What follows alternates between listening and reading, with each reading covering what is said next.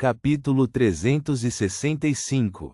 A Catedral da Serenidade parecia particularmente bonita à noite. Complementava com a lua carmesim no alto do céu que iluminava friamente a terra. Leonard entrou em seu quarto individual, tirou as 2 luvas vermelhas e as jogou sobre uma mesa de madeira. Com um olhar sombrio, ele se sentou em frente à janela de vidro estampado, com as costas voltadas para fora enquanto se banhava ao luar. Após 10 segundos de silêncio, ele disse baixinho, quase rangendo os dentes: "Então você é um parasita." A voz de Leonard ecoou fracamente em seus próprios ouvidos, abafada por óbvia raiva, tensão, sensação de perda e medo.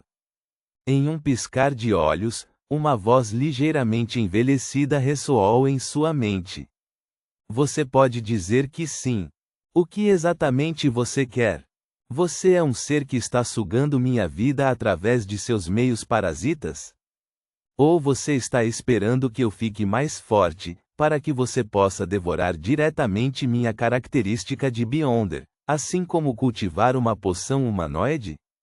A voz de Leonard estava abafada, mas não lenta. A voz ligeiramente envelhecida em sua mente riu. "Sou seu encontro fortuito. Você não pensou sempre assim? Você se acredita único e protagonista desta era. Na verdade, você não está agindo tão arrogante e presunçoso como costuma fazer. Em última análise, você está desconfiado de mim. Ri. Depois que te ensinei o método de atuação, você nem se concentrou em estudá-lo. Tudo o que você fez foi uma tentativa muito superficial. Você perdeu muito tempo antes de digerir e até mesmo escondeu isso. Você não buscou a poção pesadelo. Foi somente depois que você se encontrou com a prole do verdadeiro Criador e sofreu um revés que você quis avançar para a sequência 7. Seu arrependimento o fez alucinar. Leonard, pense nisso com cuidado. Eu não entenderia a Igreja da Deusa da Noite Eterna? Quando lidei com eles, nem os chamados Shanes ainda tinham nascido. Eu não saberia que a Igreja da Deusa da Noite Eterna conhece parasitas?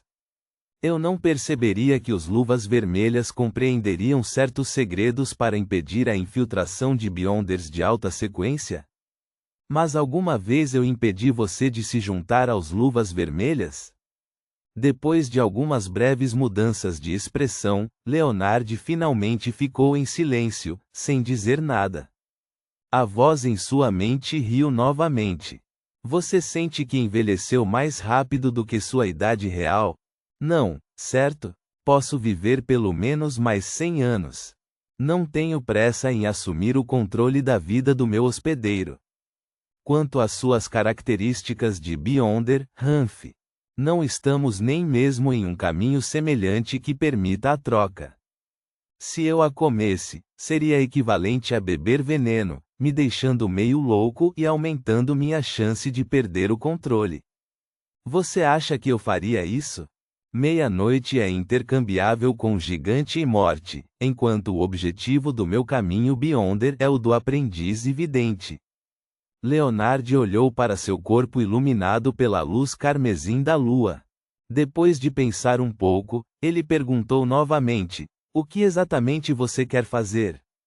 Qual é o seu propósito?" A voz ligeiramente envelhecida em sua mente suspirou. "Eu já não te disse?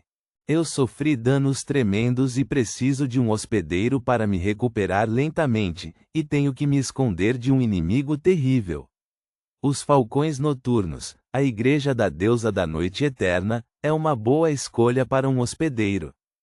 Leonard levantou a cabeça, olhou para o teto por alguns segundos e disse com uma voz profunda: "Você será descoberto pelos arcebispos, diáconos de alto escalão ou outros artefatos selados." A voz ligeiramente envelhecida respondeu vagarosamente: "Se os parasitas fossem descobertos tão facilmente, aquele diácono de alto escalão chamado Sesimir não teria apenas dado um aviso e não enviaria todos vocês para serem verificados. É claro que os parasitas deixam rastros. A Igreja da Deusa da Noite Eterna tem os meios para determinar isso, mas é relativamente complicado e problemático. Isso causará certas perdas e perigos substanciais. Pode até afetar essa deusa, então antes de você se tornar um diácono de alto escalão, tornando-o qualificado para participar de reuniões para os escalões superiores da igreja, e interagir com artefatos selados grau 0, não há necessidade de se preocupar. A essa altura, eu deveria ter me recuperado e embarcado em minha própria jornada. Leonard ouviu com uma expressão séria.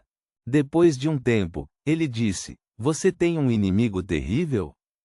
"Quem é ele?" A voz ligeiramente envelhecida riu e disse: "Não sei o nome dele, mas sei o sobrenome dele." "Qual é?" perguntou Leonard. A voz ligeiramente envelhecida de repente tornou-se baixa e profunda. "Amon." Reticências. A área ao sul da ponte, Avenida Baía do Rio, número 46. Os donos da casa que estavam jantando ouviram o tilintar da campainha. A única empregada atendeu a porta e, pelo olho mágico acima da fechadura, viu um policial de uniforme xadrez preto e branco. Ela abriu a porta e perguntou um tanto temerosa: "Senhor, há algo que eu possa fazer por você?" O policial era ninguém menos que o disfarçado Klein, que tentava tomar a iniciativa de se apresentar.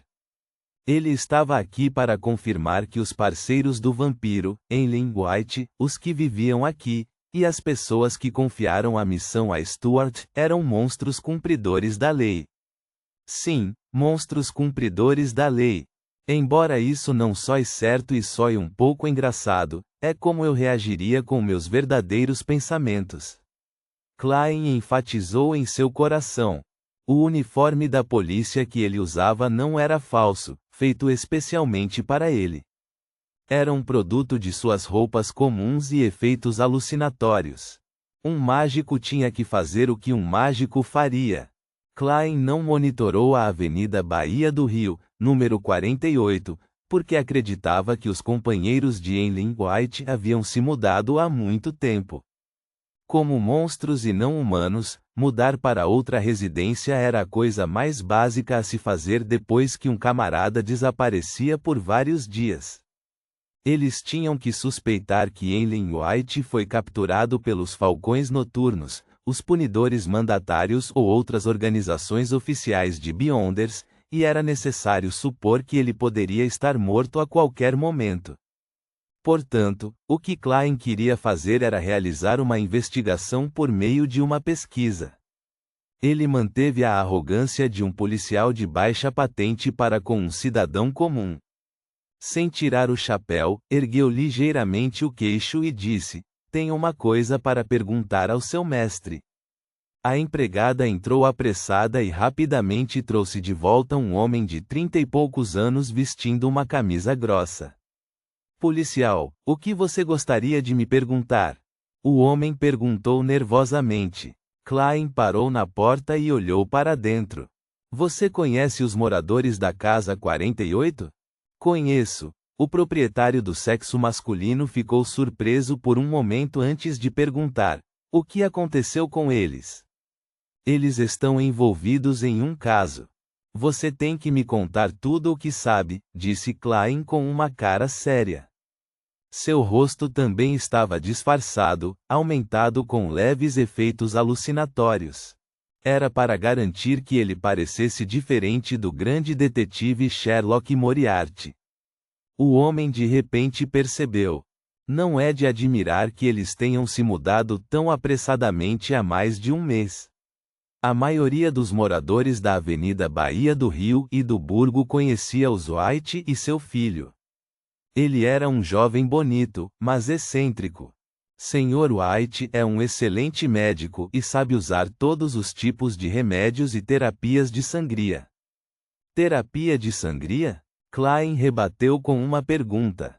Sim, embora isso tenha sido considerado por muitos jornais e revistas como uma velha habilidade médica que não fazia efeito, todos os que receberam o tratamento do Sr. White foram curados.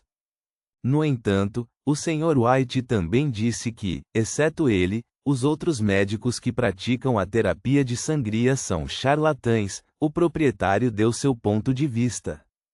A terapia de sangria é acumular comida para si, não é? A única coisa útil era o remédio. Essa família de vampiros contava com a terapia de sangria para ajudar a tratar os pacientes enquanto recebia comida como compensação. Se não houvesse muitos pacientes, ou se o sangue deles não fosse saudável, eles pensariam em ir a um hospital distante para roubar sangue de uma bolsa de sangue e bebê-lo. Para tais monstros, eles realmente cumprem a lei. Klein assentiu em compreensão.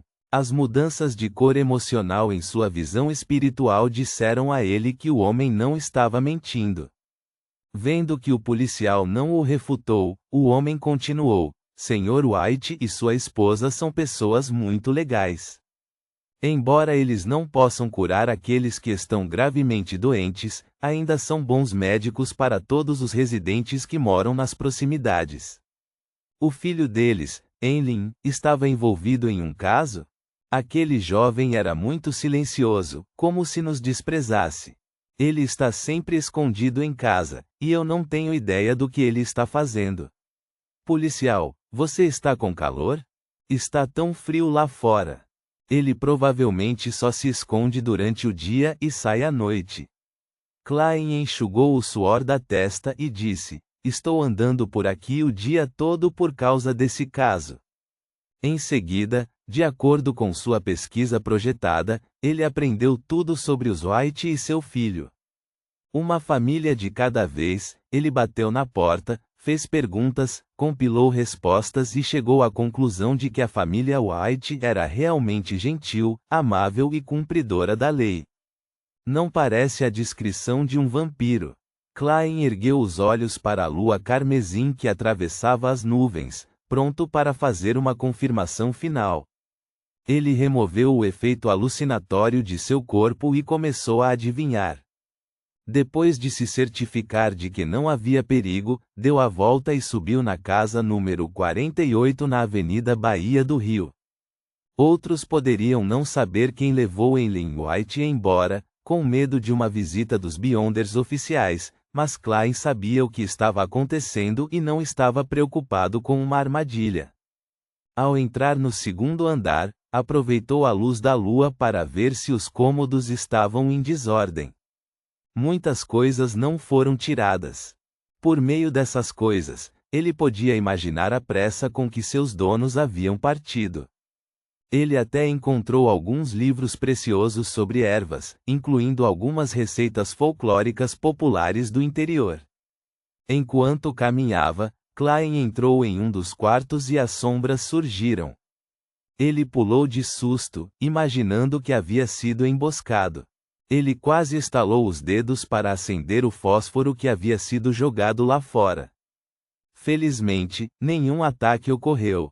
A luz da lua carmesim brilhava através da janela, cobrindo toda a sala.